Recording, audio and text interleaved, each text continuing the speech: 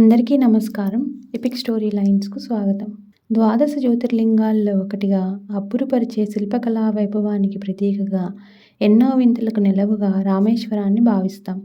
పరమేశ్వరుడు రామనాథస్వామిగా పూజలు అందుకుంటున్న ఈ ఆలయంలో శివలింగాన్ని సీతాదేవి తయారు చేయడం విశేషం.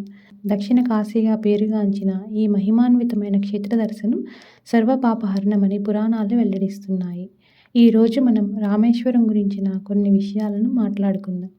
రామేశ్వరం తమిళనాడులో హిందూ మహాసముద్రం, బంగాళాఖాతం సంగమ స్థానంలో కనిపించే చిన్న ద్వీపం. అలాంటి ద్వీపంలో పరమేశ్వరుడు రామనాథస్వామిగా కొలువుదీరి భక్తులను అనుగ్రహిస్తున్నాడు. దేశవ్యాప్తంగా ఉన్న 12 జ్యోతిర్లింగాలలో ఒకటిగా ప్రసిద్ధి చెందిన ఈ రామనాథస్వామి ఆలయ నిర్మాణం భక్తులను ఆశ్చర్యచకితులను చేస్తే, ఇక్కడ కొలువైన స్వామి స్వరూపం వెనుక ఆసక్తికరమైన కథనం ఉంది.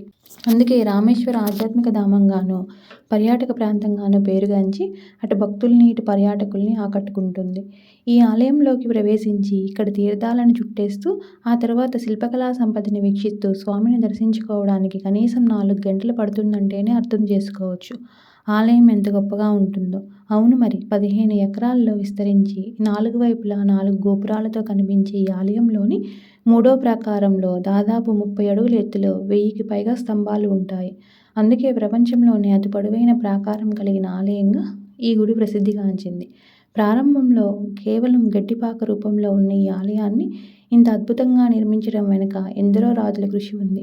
ఇంతటి విశిష్టత కలిగిన ఆలయంలో స్వామి ఎలా కొలువుదీరారంటే, త్రేతాయుగంలో సీతాదేవిని అపహరించిన రావణాసురుడిని సంహరించేందుకు శ్రీరామచంద్రుడు వానర సైన్యంతో కలిసి రామేశ్వరం నుంచే రామసేతుని నిర్మించి లంకకు చేరుకున్నాడట. రామ సంహారం అనంతరం రాముడు, సీతాదేవి, లక్ష్మణుడు, హనుమంతుడు, సుగ్రీవుడితో కలిసి అయోధ్యకు ప్రయాణం అవుతూ ఇక్కడ సేదతీరారట. ఆ సమయంలో మహాజ్ఞాని శివభక్తుడు అయిన రావణ బ్రహ్మను సంహరించినందుకు బాధపడుతూ తనకు బ్రహ్మహత్యా పాతకం చుట్టుకోకుండా పరిష్కారం చూపమని మహర్షులను అడిగాడట.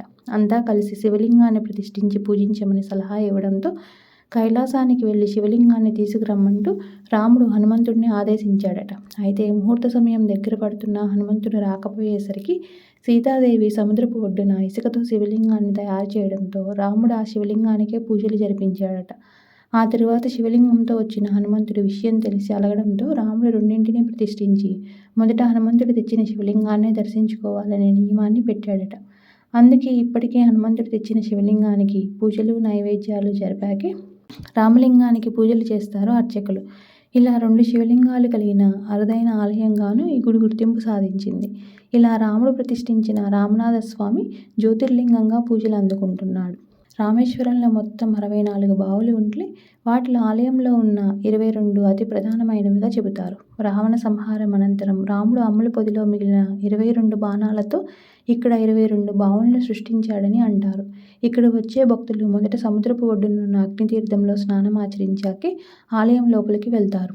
అలాగే ఆలయం లోపల ఉన్న ఇతర తీర్థాలన్నింటిలో కాకపోయినా 1-2 స్నానం ఆచరించవచ్చు. ఈ తీర్థాలన్నీ సముద్రపు ఒడ్డున ఉన్నా కూడా ఒక్కో బావి నీటి రుచి ఒక్కోలా ఉండటమే కాదు, కొన్ని బావుల్లోని నీరు తీయగానే ఉండడం విశేషం. ప్రతి తీర్థానికి ఆయుర్వేద సుగుణాలు ఉంటాయని కూడా చెబుతారు. ఈ తీర్థాలకు సావిత్రి, గాయత్రి, సరస్వతి, నల, నీల, సూర్య, చంద్ర, గంగ తదితర పేర్లు ఉంటాయి. తీర్థాల్లో స్నానం ఆచరించిన భక్తులు మొదట హనుమంతుడు తెచ్చిన శివలింగాన్ని దర్శించుకున్నాకే జ్యోతిర్లింగాన్ని పూజిస్తారు. శివలింగాల దర్శనం అయ్యాక పర్వతవర్ధినిగా పూజలు అందుకుంటున్న పార్వతీదేవి మందిరానికి వెళ్తారు. ఆ తర్వాత విశ్వేశ్వరుడు, విశాలాక్షి, విష్ణుమూర్తి, మహాలక్ష్మి, సంతాన సౌభాగ్య గణపతి, నటరాజు, నవగ్రహ మండపం, వల్లి దేవసేన సమేత కార్తికేయుడు తదితర దేవతామూర్తులను దర్శించుకోవచ్చు.